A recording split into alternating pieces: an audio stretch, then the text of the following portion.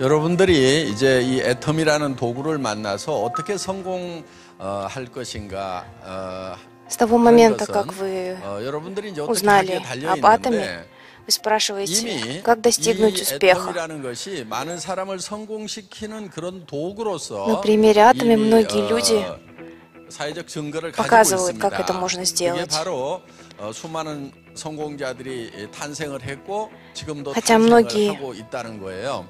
그렇지만 누구나 할 수 있지만은 모두가 다 성공하는 것은 имеют 아닙니다. возможность открыть 여러분들이 свой 어떻게 бизнес. 하느냐에 달려 있어요. Не 여기 все 계신 분들 успешны в этом. 중에는 Все 아직 зависит от 성공하기에 ваших 익숙하지 않은 분들도 решений. 많이 있으리라고 생각을 합니다. 일을 하는 방법에 있어서. Я думаю, не все 그거 привыкли к слову 익숙해지는 제가 «успех». 비결을 하나 알려드릴게요. Я помогу вам в этом. 아주 Секрет 쉽게 익숙해질 수 있는 게 очень 있어요. прост. 뭘 하시면 되냐면은 그냥 죽고 살고 해보세요. Попробуйте принцип «сделай или умри». 그러다 보면은 익숙해지게 돼 있고 잘할 Тогда 수 있게 돼 вы 있어요. не только 되게 привыкнете, но и будете делать 잘 못한다, лучше 안 то, 된다, что делаете.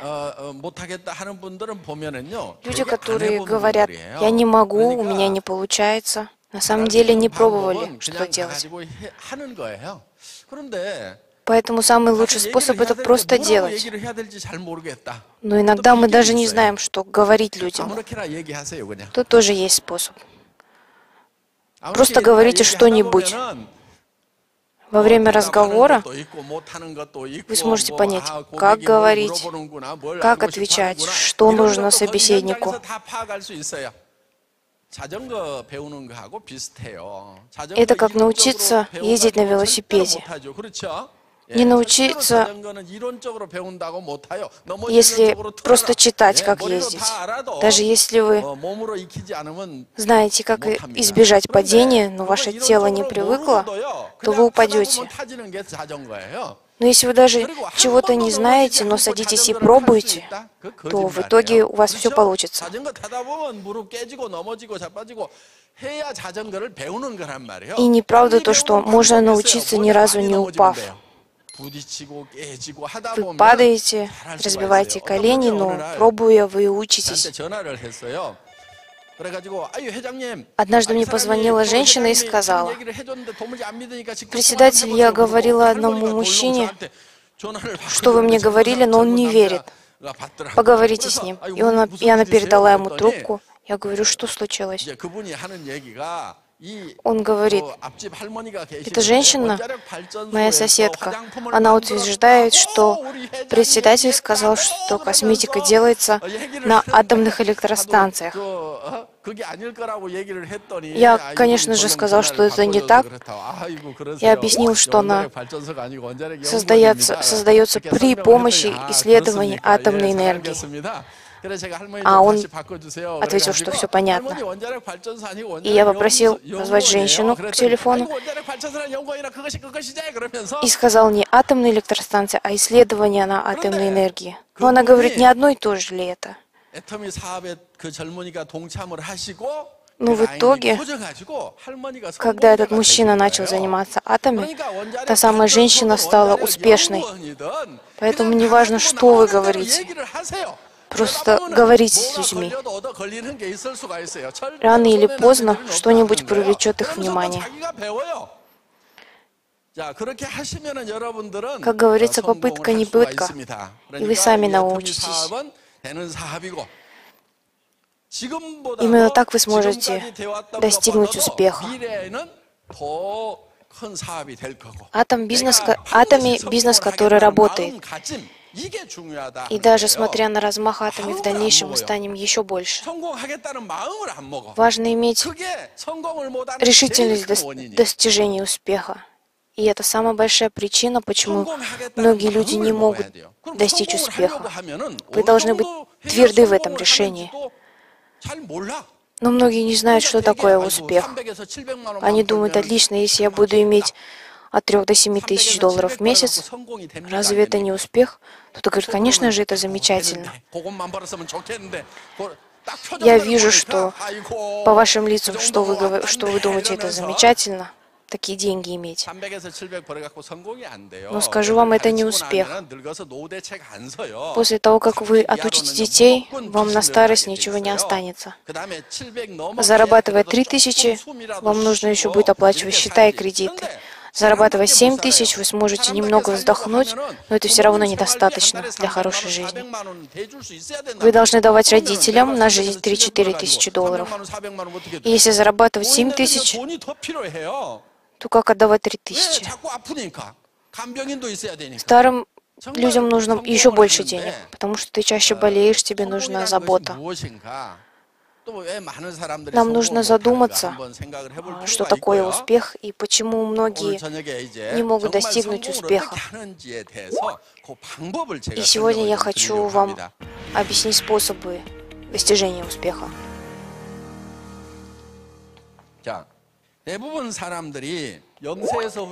Итак, в основном с рождения до 30 лет мы учимся, и до 60 лет в среднем работаем. Далее до 90 лет мы стареем. Но есть шутка о том, что если вы неудачник, вы живете до 120 лет. Это большая проблема. Это время бедствия. Что делать без денег, если не работаете? Без денег долголетие – это беда. В итоге не только тело, но и душа болит. Итак, многие люди в первые 30 лет учатся, затем изо всех сил работают, в итоге, по статистике, только 1% становится успешным. 4% из них не испытывают финансовых трудностей. Не богатые, но живут без потерь. А оставшиеся 70% без денег и работы встречают старость. Хоть это статистика другой страны, и вы можете быть в другой стране, картина ясна.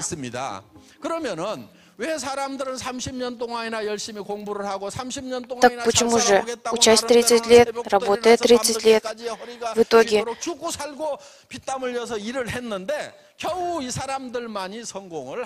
только 5% живут хорошо, остальные 95% терпят неудачу в этом пути. Был один человек, который уделял этому вопросу много времени. Это Эндрю Карнеги. Он родился в бедной семье, но задавался вопросом, если он родится еще раз в бедной семье, сможет ли он стать снова богатым. Он был уверен, что даже если 10 раз он родится в бедной семье, он снова сможет еще раз 10 раз стать богатым, как сейчас. Потому что он знал законы успеха.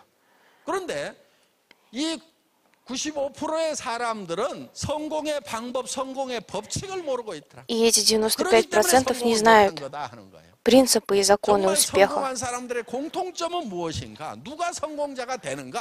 Кто становится успешным? Какие у них общие черты? И Карнеги хотел поделиться своими знаниями с людьми, поэтому систематизировал закон успеха. Этот закон успеха похож на закон природы. Его не придумали, он изначально существовал. Делай так, добьешься успеха. Не будешь так делать, не добьешься. Это так же, как в законе земледелия.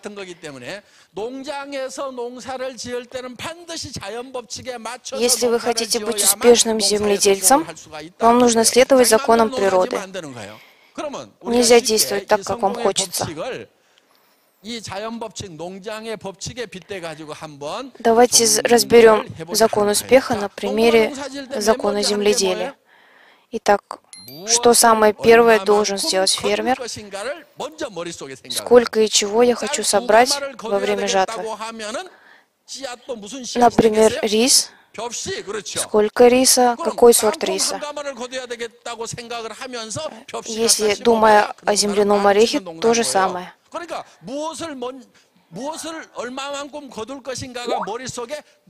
Сколько и чего? Все надо сначала продумать в голове. Имея весь план в голове, фермер может контролировать дальнейший процесс.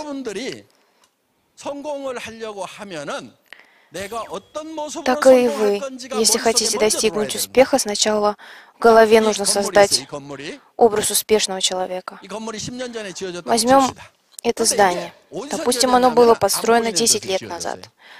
Однако оно было изначально построено в голове архитектора. Он сначала думал сделать 5 этажей или 2 этажа.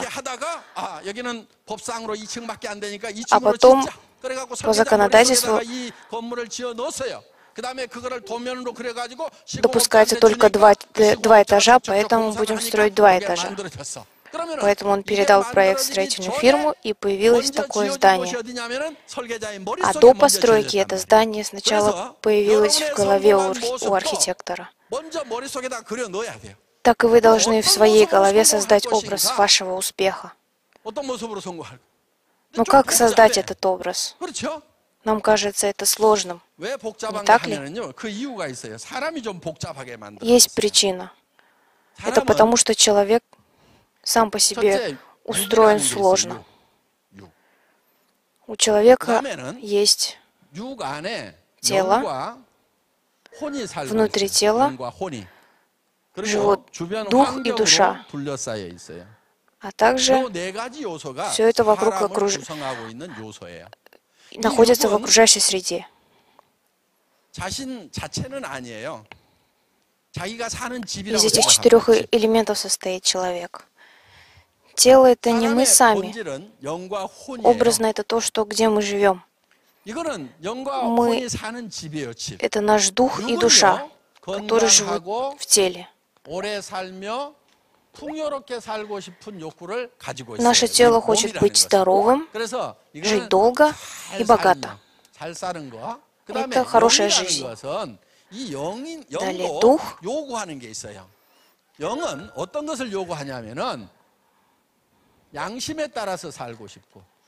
Дух хочет жить по совести, также хочет жить вечно.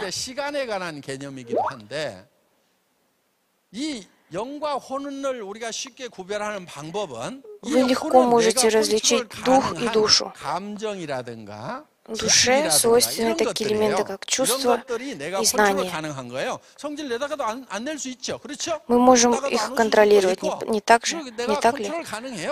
Можем смеяться, когда хотим, можем не смеяться. А также можно сравнить с животными.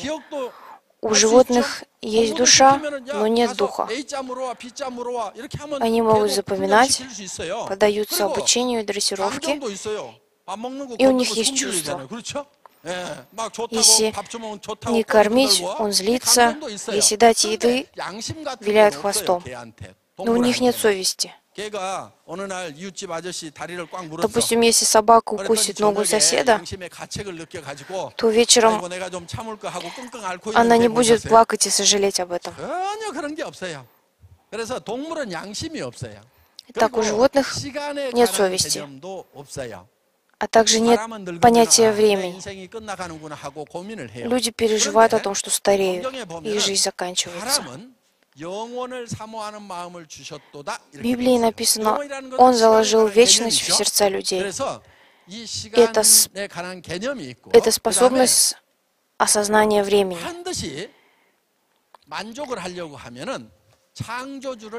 И чтобы достичь удовлетворения, нужно знать задумку Творца. Зачем я родился и зачем живу. Итак, получив любовь от Бога, мы должны любить.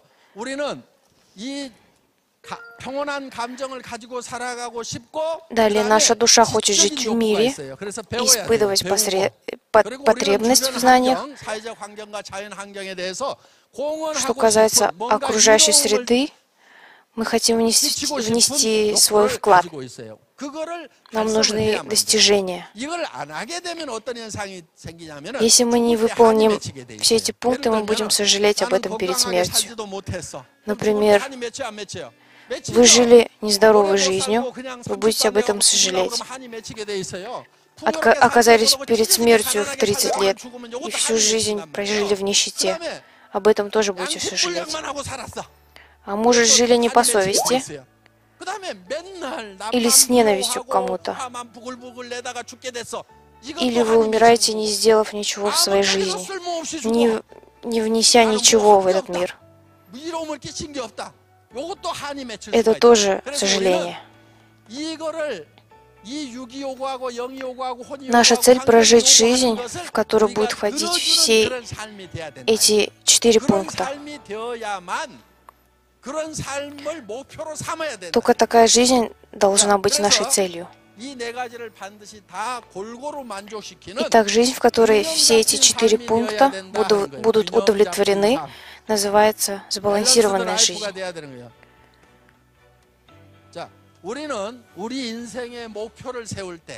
Когда вы строите планы, когда представляете себя успешным, эти 4 пункта обязательно должны быть составляющими вашей жизни. Скажем все вместе: сбалансированная жизнь, хорошая жизнь, любовь, обучение, вклад. Это должно быть в голове каждого из нас.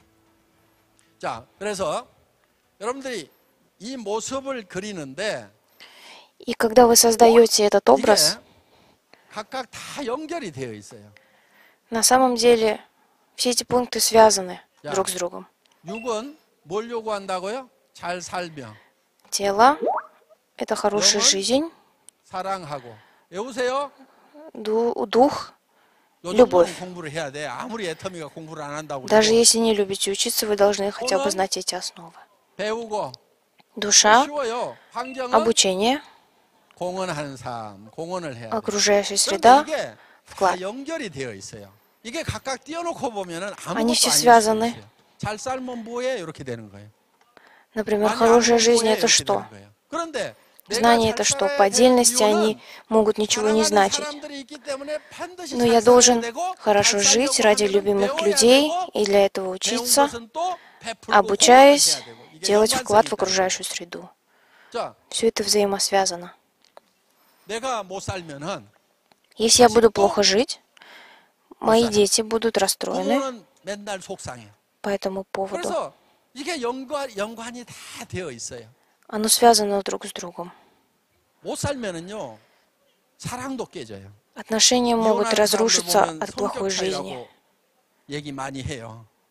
При разводе люди часто говорят, что не сошлись характерами, но на самом деле проблема в деньгах.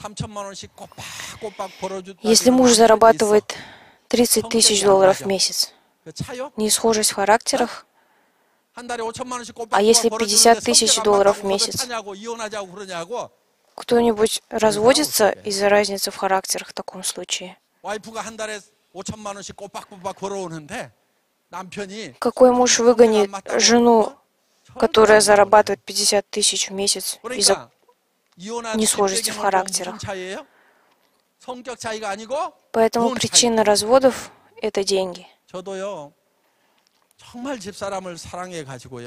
Я очень люблю свою жену. Я ухаживала за ней перед тем, как жениться, целый год. Мы жили хорошо. 17 лет я работал на фирме, которая не могла гарантировать мне пенсию. Я уволился и основал интернет-магазин I'm Korea. Но интернет-шоппинг был тогда не актуален. И я закрыл этот бизнес. 기업가의 재산도 날아가지만은 건강도 상하는 수가 생겨요. И это принесло проблемы не только с финансами, но и со здоровьем. Я пытался оплатить налоги, заплатить зарплату сотрудникам, и этого все равно было недостаточно. Я стал злостным неплательщиком налогов, переехал в квартиру, за которую платил $500 в месяц. В итоге ухудшилось состояние моей печени, увеличился уровень сахара в крови. Мой друг-врач сказал мне прекратить работать и обратиться в большую клинику, потому что проблемы очень серьезные. И я начал лечиться. Но мне сказали не работать, и денег нету. Что же делать? Жена начала работать, оплачивая квартиру и учебу детей. Сколько получает женщина 50 лет без опыта? Около $1500. И живя на эти деньги, в доме было очень холодно зимой. И я говорил жене: давай включим отопление, не надо на этом экономить. И жена мне отвечала: ты думаешь, мы не знаем, что холодно? Это означало, что ты не можешь заработать денег, поэтому мы мерзнем. Но я думал, что если нет денег, то нечего экономить, нужно их тратить. И я считаю, что не нужно экономить, если у вас нет денег. Тратьте то, что имеете. Это и так малая сумма.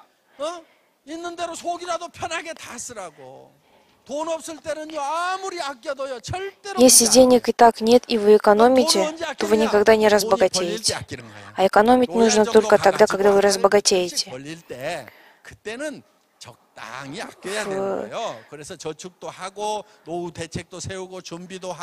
Тогда вы сможете откладывать на старость, строить планы.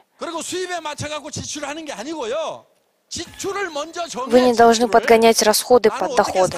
Сначала посчитайте свои расходы, и только потом ищите работу, которая даст вам такой доход, который будет соответствовать вашим расходам. Мне нужно $20 000 в месяц на расходы. Допустим, мне нужна женщина, которая будет готовить мне еду, также оплачивать учебу детей и давать денег родителям. Не имея такого дохода, мы не сможем все рассчитать. Для этого мне нужно получать $30 000 в месяц. И посчитав расходы, только тогда нужно искать работу. Я буду получать $30 000 или не буду работать. Так нужно делать. Мы должны быть успешными ради наших любимых. Даже несмотря на ту любовь, с которой мы поженились, когда возникли проблемы с деньгами, через 3 года трудностей жена сказала: давай разведемся после того, как наши дети закончат институт. Моя жена, если говорит, то обязательно это делает. И в этот момент я встал перед ней на колени, обнял ее и начал плакать. Около 20 минут плакал.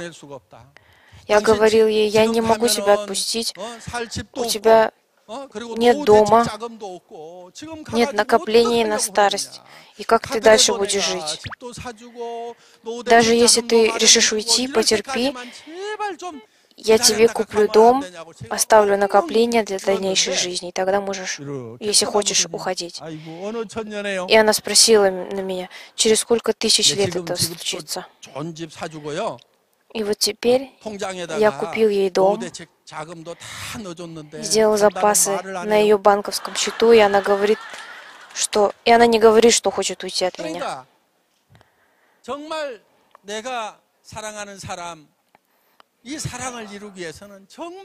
Поэтому ради наших любимых мы должны быть успешными. В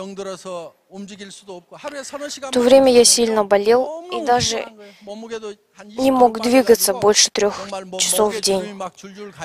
Похудел на 20 килограмм и выглядел как старик. Я не знал, что делать. Я был как будто в пещере, в темной. В такие тяжелые времена страшно даже иметь надежду. Тяжело думать о том, что ты сможешь снова стать успешным. Принять решение и действовать, и снова упасть, это очень тяжело.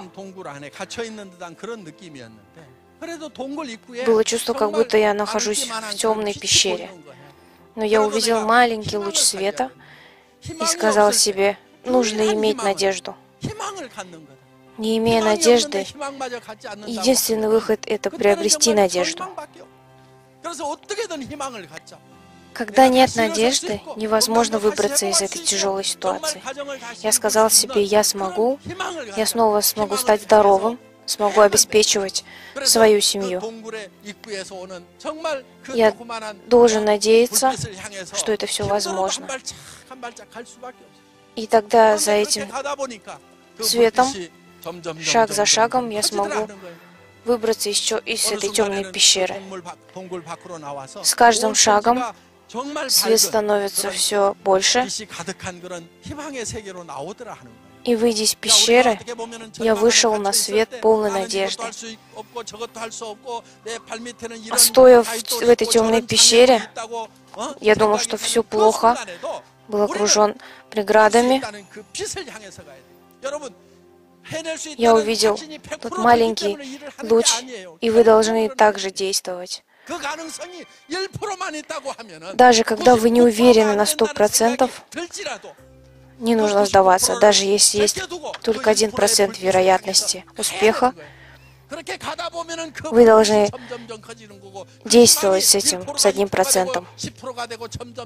И тогда этот 1% постепенно будет расти, и свет надежды будет становиться больше.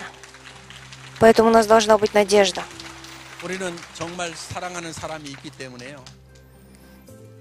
Ради наших любимых нам нельзя падать. Ради них мы должны делать все, что от нас зависит.